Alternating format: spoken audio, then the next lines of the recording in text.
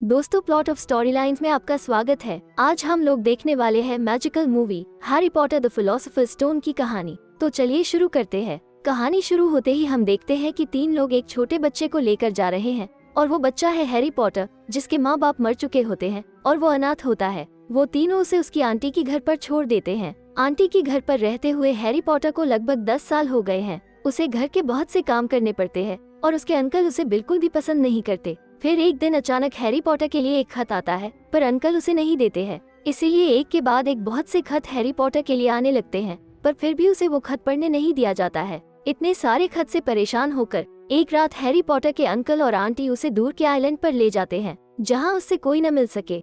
लेकिन रात में वहाँ हैग्रिड नाम का शख्स हैरी का पीछा करते हुए आ जाता है। असल में हैग्रिड उन्हीं तीन लोगों में से एक था जिन्होंने हैरी को आंटी के घर पर छोड़ा था। हैग्रिड के हाथ में एक केक होता है और वो हैरी को उसके 11 साल का होने पे वो केक देता है। हैग्रिड हैरी से हॉगवर्ट्स स्कूल के बारे में भी बात करता है, पर हैरी को इस बारे में कुछ भी नहीं पता होता। हैग्रिड तब उसे एक खत देता है। उस खत में लिखा होता है कि तुम्हारा एडमिशन हॉगवर्ट्स मैजिकल स्कूल में हो चुका है। हैग्रिड हैरी को बताता है कि ये एक जादू सिखाने वाला स्कूल है और उसके माता पिता भी बहुत बड़े जादूगर थे। हैरी उस अजनबी शख्स की बातों से बहुत हैरान होता है और अंकल आंटी के ना चाहने पर भी हैग्रिड हैरी को अपने साथ ले जाता है। अब उन्हें स्कूल के लिए जरूरी सामान लेना होता है। हैग्रिड उसे अपने साथ एक जगह ले जाता है जहाँ बहुत सारे जादूगर आए होते हैं। वो सब हैरी को देखकर हैरान हो जाते हैं। दरअसल हैरी के माँ बाप के कातिल ने उसे भी मारना चाहा था, पर वो ऐसा करने में कामयाब न हो सका और उसकी ही चोट का निशान हैरी के सर पर मौजूद हो गया। हैग्रिड हैरी को एक जादूगरी बैंक में ले जाता है, जहां उसके लिए उसके मम्मी पापा ने बहुत से गोल्ड कॉइन्स जमा किए होते हैं। वो हैरी को दूसरी लॉकर में भी ले जाता है, जिसके बारे में हैग्रिड किसी को भी ना बताने की बात कहता है। अब हैरी डायगोन एली नाम के बाजार में आता है, जहां उसे अपने स्कूल का सामान लेना होता है। उसे अपने स्कूल के लिए एक मैजिकल वॉन्ड यानी जादू की छड़ी भी चाहिए थी। दुकानदार कहता है कि मैजिकल वॉन्ड खुद अपने मालिक को चुनती है, और ऐसा ही होता है। हैरी को भी एक ऐसी ही स्पेशल तरह की वॉन्ड चुन लेती है। दुकानदार ये देख के हैरान हो जाता है, क्योंकि वो एक खास वॉन्ड थी जो एक जादुई परिंदे के पंख से बनी थी और दुनिया में ऐसे सिर्फ 2 ही वॉन्ड थे, जो एक हैरी के पास था और दूसरा जिसने हैरी को वो निशान दिया था। हैरी के बार बार पूछने पर भी दुकानदार और कुछ नहीं कहता। हैग्रिड से भी हैरी बार बार अपनी चोट के बारे में पूछता है। हैग्रिड उसे कुछ नहीं बताना चाहता, पर जिद करने पर बताता है कि तुम्हारे मम्मी पापा को मारने वाले का नाम वोल्डेमॉर्ट है। वो भी एक बड़ा जादूगर था, लेकिन बाद में वो बुरी शक्तियों के साथ जुड़ गया। कुछ लोग उसे पसंद करते थे और कुछ नापसंद। जो लोग उसे नापसंद करते थे उसने उन सबको मार दिया, जिसमें हैरी के माता पिता भी शामिल थे। वोल्डेमॉर्ट तुम्हें भी मारना चाहता था, पर वो तुम्हें नुकसान नहीं पहुंचा सका, इसलिए तुम पहले से ही जादूगरों की दुनिया में मशहूर हो।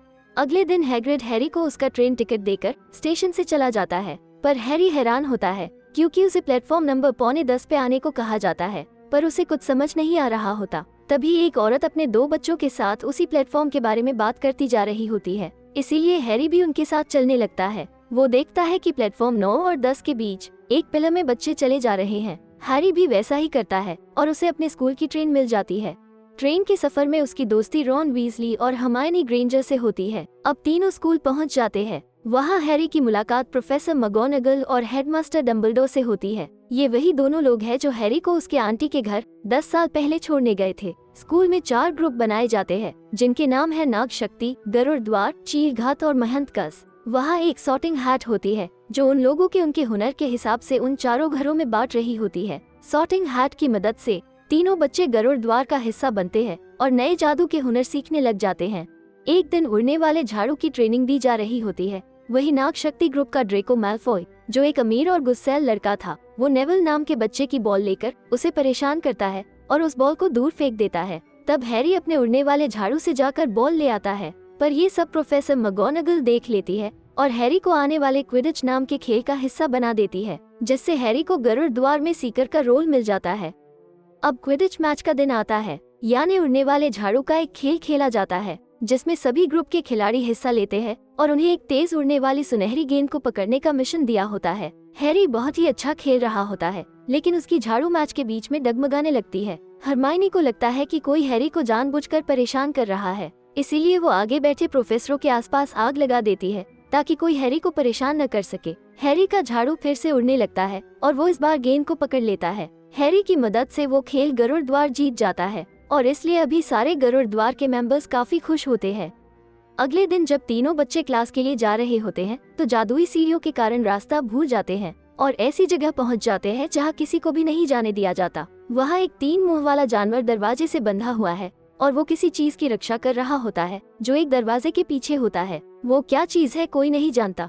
थोड़ी देर बाद बड़े हॉल में बच्चे खाना खा रहे होते हैं। तभी उनके बीच एक प्रोफेसर दौड़ते हुए आते हैं और कहते हैं कि नीचे बेसमेंट में एक राक्षस घुस आया है। हेडमास्टर डम्बलडोर सभी बच्चों को अपने अपने कमरे में जाने को कहते हैं, पर तभी रॉन और हैरी को याद आता है कि बेसमेंट की ओर तो हरमाइनी गई है, इसीलिए वो उसे बचाने बेसमेंट की तरफ जाते हैं। वहाँ एक भयानक राक्षस आया हुआ होता है जो हरमाइनी के ऊपर हमला कर रहा होता है। अब तीनों मिलकर किसी तरह उस राक्षस को बेहोश कर देते हैं। इसी के तुरंत बाद वहाँ प्रोफेसर स्नेप और प्रोफेसर मगोनागल आते हैं, पर वो उन्हें वहाँ से जाने देते हैं।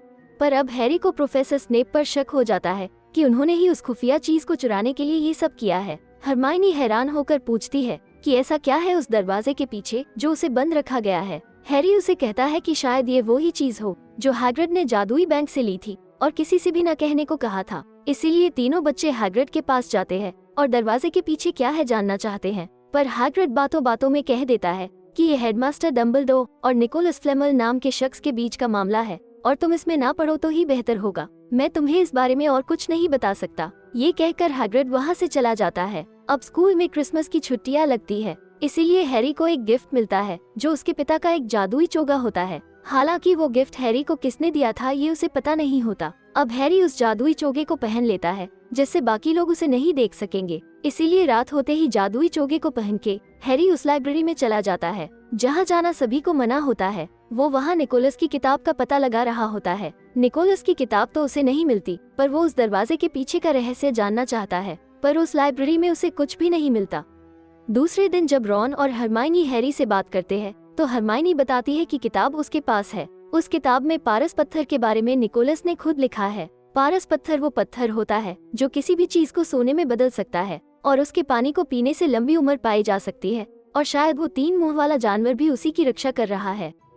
अब रात को हैग्रिड के पास जाकर तीनों बच्चे पारस पत्थर के बारे में बात करते हैं। वहाँ पर उन्हें हैग्रिड अपना एक ड्रैगन का अंडा दिखाता है जिसमें से एक क्यूट छोटा ड्रैगन बाहर आता है, पर उसे पारस पत्थर के बारे में कुछ भी पता नहीं होता। जैसे ही वो लोग स्कूल में वापस आते हैं, प्रोफेसर मगोनागल उन्हें रात को घूमते हुए पकड़ लेती है और ये सारा खेल ड्रेको का रचा होता है। पर उन तीनों के पकड़े जाने पर वो प्रोफेसर ड्रेको को भी सजा देती है। अब उन चारों को रात के डरावने जंगल में जाने की सजा मिलती है। चारों के चारों जंगल में जाते हैं जहां उन्हें पता चलता है कि उस जंगल में बहुत से भयानक डिमेंटर्स यानी पिशाच छुपे हुए हैं। उनके साथ हैग्रिड भी मौजूद होता है और उन्हें एक यूनिकॉर्न नाम के प्राणी को खोजने का काम देता है। अब वो 2 टीम में बट जाते हैं। ड्रेको और हैरी एक तरफ जाते हैं और रॉन, हरमाइनी और हैग्रिड दूसरी तरफ। हैरी और ड्रेको को एक साया दिखता है जो एक यूनिकॉर्न का खून पी रहा होता है, पर ड्रेको ये सब देखकर भाग खड़ा होता है। पर वहाँ अचानक से हैरी के सर पर जो चोट का निशान है वो दर्द करने लगता है। असल में वो साया और कोई नहीं बल्कि वोल्डेमॉर्ट होता है।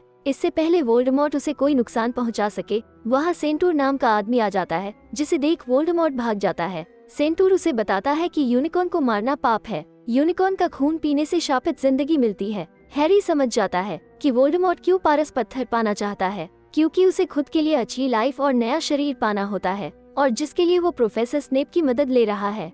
अब तीनों बच्चे हेडमास्टर से मिलने और उन्हें सब कुछ बताने के लिए जाते हैं, पर हेडमास्टर कहीं बाहर गए हुए हैं। तीनों बच्चे दरवाजे के पीछे जाकर पारस पत्थर को बचाने की बात करते हैं।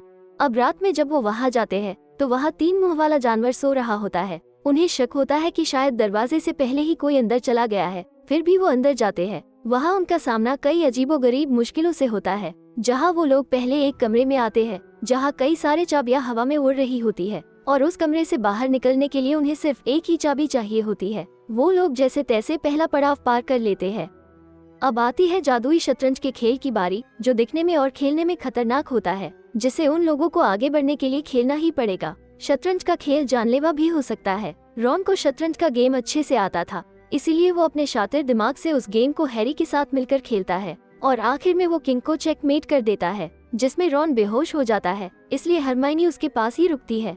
हैरी आगे बेसमेंट के नीचे की ओर बढ़ता है, जहां उसे प्रोफेसर स्नेप के मिलने की उम्मीद होती है, पर वहां मिलते हैं प्रोफेसर क्विरल, जो हमें कहानी में पहले दिखाई दिए थे। वो बताते हैं कि वो मैं ही हूँ जो पारस पत्थर के पीछे पड़ा था, और मैं तुम्हें नापसंद करता हूँ। हैरी को पता चल जाता है कि प्रोफेसर क्विरल ही वोल्डेमॉर्ट का साथी है, प्रोफेसर क्विरल कहता है कि जादुई शीशे में देखने पर पारस पत्थर उन्हें उनके हाथ में दिखता है, पर असल में होता नहीं। अब प्रोफेसर हैरी को शीशे के सामने खड़ा कर देता है, जहां हैरी देखता है कि पारस पत्थर उसके हाथ में है और उसने उसे जेब में रख लिया है। पर कमाल की बात ये होती है कि इस बार उसे सच में अपनी जेब में पत्थर महसूस होता है।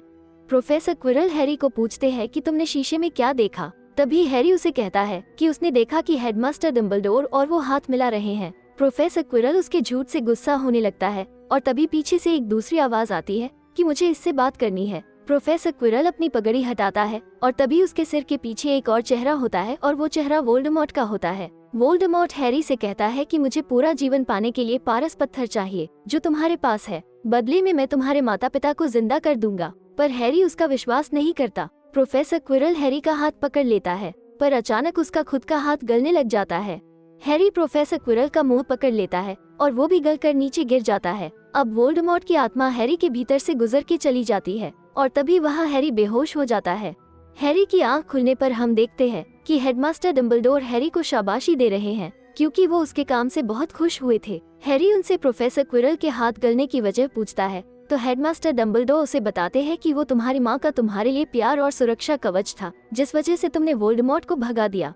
अब इस बात को हुए 1 साल बीत जाता है। साल का अंत होता है और फाइनल एग्जाम्स में तीनों बच्चों का ग्रुप यानी गरुड़द्वार स्कूल में फर्स्ट आया होता है। सभी बच्चे अपने अपने घर जाने की तैयारी कर रहे हैं। हैरी भी अपने आंटी के घर जा रहा है, पर उसे अब अपना नया घर मिल चुका है जो कि है हॉगवर्ट्स का उसका मैजिकल स्कूल।